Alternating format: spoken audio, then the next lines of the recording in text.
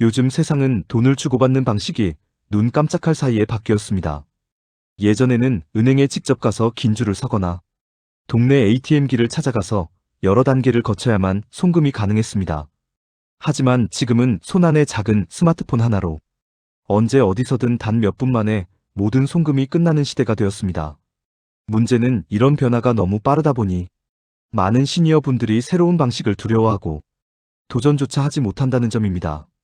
혹시 잘못 눌러 돈이 엉뚱한 곳으로 가버리면 어떡하나? 혹은 보이스피싱 같은 피해를 당하는 것은 아닐까? 이런 걱정 때문에 여전히 은행 창구를 찾거나 자녀에게 부탁하는 경우가 많습니다. 그러나 알고 보면 간편 송금은 생각보다 훨씬 쉽고 안전하며 무엇보다도 시니어의 삶을 훨씬 편리하게 바꿔주는 꿀팁이 될 수 있습니다. 오늘은 시니어라면 꼭 알아야 할 단 몇 분 만에 끝낼 수 있는 간편 송금의 충격적인 꿀팁을 이야기해 보겠습니다. 그리고 실제로 3가지 사례를 통해 어떻게 불안에서 자유로움으로 바뀌었는지를 살펴보겠습니다. 첫 번째 사례입니다. 서울에 사는 박 여사는 손주에게 용돈을 보낼 때마다 늘 은행까지 발걸음을 옮겨야 했습니다. 작은 돈이지만 직접 챙겨서 주고 싶은 마음에 힘든 줄도 모르고 매번 은행에 갔습니다. 하지만 여름철 무더위와 겨울철 추위에 한참을 기다리다 보면 지치고 힘들었습니다. 그러던 어느 날 자녀가 옆에서 도와주며 스마트폰 앱을 활용해 송금하는 방법을 알려주었습니다. 상대방의 전화번호만 있으면 바로 송금이 가능하다는 사실에 처음에는 믿기지 않았습니다. 하지만 몇 번 시도해보니 너무나 간단했고 무엇보다도 손주가 즉시 고맙다고 연락하는 순간 큰 보람과 기쁨을 느낄 수 있었습니다.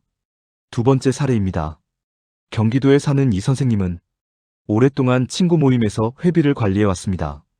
모임이 있을 때마다 현금을 챙겨가야 했고 때로는 은행에 들러야 했습니다. 그런데 어느 날 친구가 보여준 것은 계좌번호도 몰라도 이름만 입력해 바로 송금이 되는 토스와 같은 간편 송금 앱이었습니다.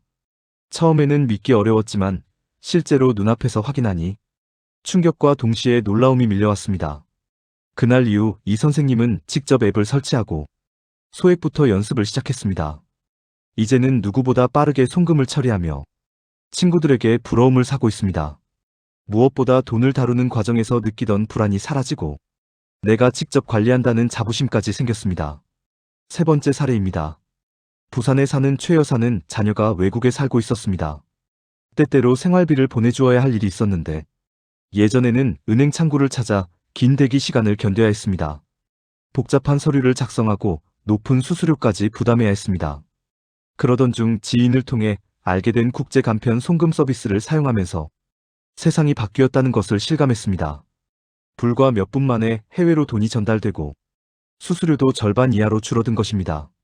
예전 같으면 하루 이상 걸리던 송금이 이제는 눈 깜짝할 사이에 끝나버리니 최 여사는 그제야 마음 놓고 자녀를 도울 수 있게 되었습니다. 이 3가지 사례는 모두 같은 사실을 보여줍니다. 간편 송금은 두렵고 복잡한 것이 아니라 오히려 시니어에게 꼭 필요한 생활 도구라는 것입니다. 손주에게 용돈을 보낼 때도, 친구들과 회비를 정리할 때도, 해외에 있는 가족에게 돈을 보낼 때도 더 이상 은행에 직접 가지 않아도 됩니다. 시간과 비용을 아끼고 무엇보다도 스스로 해결할 수 있다는 자신감을 줍니다. 그렇다면 시니어가 간편 송금을 제대로 활용하려면 어떤 준비가 필요할까요? 첫 번째는 소액으로 시작하는 것입니다. 처음부터 큰 돈을 보내려 하면 걱정과 두려움이 앞설 수 있습니다. 따라서 작은 금액으로 연습하면서 송금 절차를 직접 경험해보는 것이 중요합니다. 두 번째는 앱의 기본 기능을 익히는 것입니다.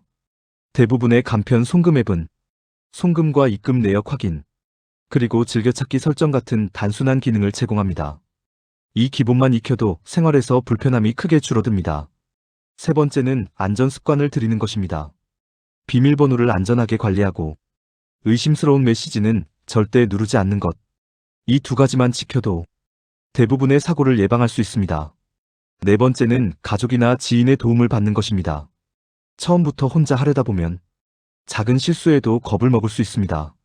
하지만 자녀나 친구 옆에서 함께 연습하면 두려움은 줄고 익숙함은 빨리 찾아옵니다.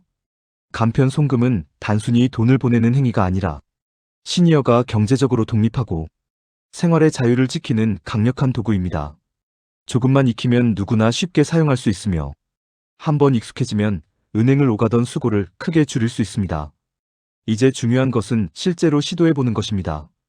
듣기만 하고 머뭇거린다면 아무런 변화도 일어나지 않습니다. 작은 용기 하나가 노후 생활을 훨씬 편리하고 당당하게 만들어줍니다. 간편 송금은 이제 선택이 아니라 필수입니다.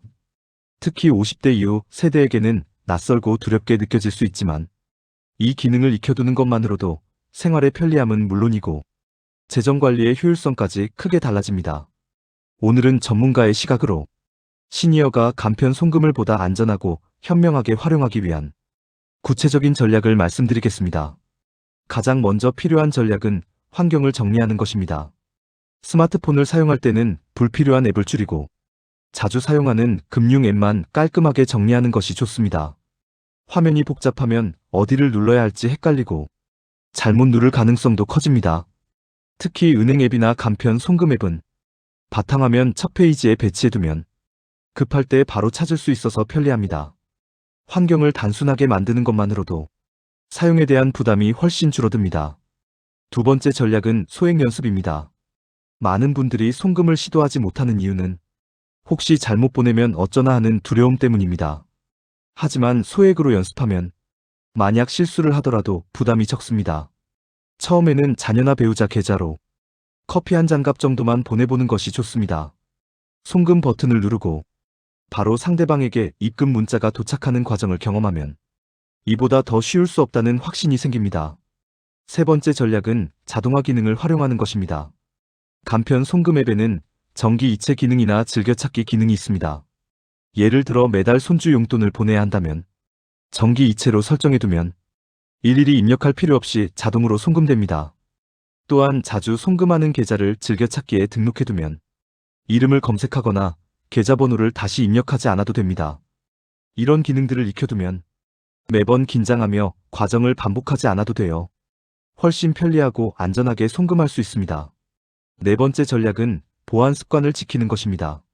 아무리 편리해도 보안이 허술하면 금융사고로 이어질 수 있습니다. 따라서 비밀번호는 다른 사람과 공유하지 말고 정기적으로 변경하는 습관을 가져야 합니다. 지문이나 얼굴 인식 기능을 활용하면 비밀번호를 까먹을 걱정도 없고 안전성도 강화됩니다. 또한 의심스러운 문자나 전화를 받았을 때는 절대 링크를 누르지 말고 반드시 직접 은행 앱에 들어가 확인하는 것이 안전합니다. 다섯 번째 전략은 기록 관리입니다. 간편 송금은 편리한 만큼 내가 어디에 얼마를 보냈는지 잊어버리기 쉽습니다. 따라서 송금 내역을 확인하고 간단히 메모해두는 습관이 필요합니다. 예를 들어 용돈, 회비, 선물 같은 간단한 키워드를 적어두면 나중에 어디에 돈이 나갔는지 쉽게 알 수 있습니다. 스스로 돈의 흐름을 파악하는 것이 경제적 자립을 지키는 중요한 방법입니다. 여섯 번째 전략은 비용을 줄이는 방법을 아는 것입니다. 많은 간편 송금 서비스는 같은 은행끼리 송금은 무료이고 다른 은행으로 보낼 때도 특정 조건을 충족하면 수수료가 전혀 들지 않습니다. 일부 앱은 하루에 일정 금액까지 무료 송금을 제공하기도 합니다. 이런 혜택을 적극적으로 활용하면 은행 창구에서 내던 수수료를 크게 아낄 수 있습니다. 작은 금액이라도 모이면 노후 생활비를 아끼는 데 큰 도움이 됩니다. 일곱 번째 전략은 국제 송금이나 새로운 서비스에도 도전하는 것입니다. 예전에는 해외에 돈을 보내려면 은행 창구에 가서 긴 시간을 기다려야 했습니다. 하지만 이제는 간편 송금 앱으로도 몇 분 만에 해외 송금이 가능합니다. 게다가 수수료도 훨씬 저렴합니다. 만약 해외에 자녀나 친척이 있다면 이 기능을 익혀두는 것이 큰 도움이 됩니다. 처음에는 복잡해 보이지만 한두 번만 해보면 의외로 단순하다는 것을 알게 됩니다. 여덟 번째 전략은 교육 기회를 활용하는 것입니다. 많은 지방자치단체나 은행에서 시니어를 대상으로 하는 무료 금융 교육 프로그램을 운영합니다. 이런 교육에 참여하면 전문 강사에게 직접 배우고 옆에서 실습도 해볼 수 있어 훨씬 빠르게 익숙해집니다. 혼자서 끙끙대며 배우는 것보다 함께 배우고 질문하는 과정에서 더 자신감이 생기고 실제 생활에서 바로 활용할 수 있습니다. 아홉 번째 전략은 자녀와의 소통입니다. 간편 송금을 배우는 가장 좋은 방법 중 하나는 가족에게 직접 알려달라고 부탁하는 것입니다. 자녀 세대는 이미 이런 기능을 자연스럽게 사용하고 있으므로 옆에서 과정을 보여주고 실제로 연습해보는 것만으로도 큰 도움이 됩니다. 처음에는 귀찮을 수 있지만 한두 번 알려주다 보면 부모님이 스스로 할 수 있게 되어 자녀도 안심할 수 있습니다. 10번째 전략은 두려움을 버리는 것입니다. 많은 시니어가 새로운 기술을 두려워합니다. 하지만 사실은 해보면 생각보다 훨씬 쉽습니다. 중요한 것은 한 번만 시도해보는 것입니다. 처음에는 손이 떨리고 긴장이 되지만 한번 성공해보면 그 이후에는 놀라울 만큼 간단하다는 사실을 알게 됩니다. 이 작은 용기가 노후의 생활을 훨씬 자유롭게 만들어줍니다. 정리하자면 간편 송금은 단순한 금융기술이 아니라 노후의 독립성을 지켜주는 중요한 도구입니다. 직접 은행에 가지 않아도 되고 시간과 비용을 절약할 수 있으며 무엇보다 스스로 생활을 관리할 수 있다는 자부심을 줍니다. 지금까지 말씀드린 전략들을 하나씩 실천해 보신다면 송금은 더 이상 두려움의 대상이 아니라 삶을 편리하게 만드는 친구가 될 것입니다. 오늘 영상이 도움이 되셨다면 구독과 좋아요 꼭 부탁드립니다. 그리고 여러분은 간편 송금을 사용하고 계신가요? 처음 시도할 때 어떤 어려움이 있었는지, 혹은 아직도 은행에 직접 가고 계신지 댓글로 경험과 생각을 나눠주시면 서로에게 큰 힘과 도움이 될 것입니다.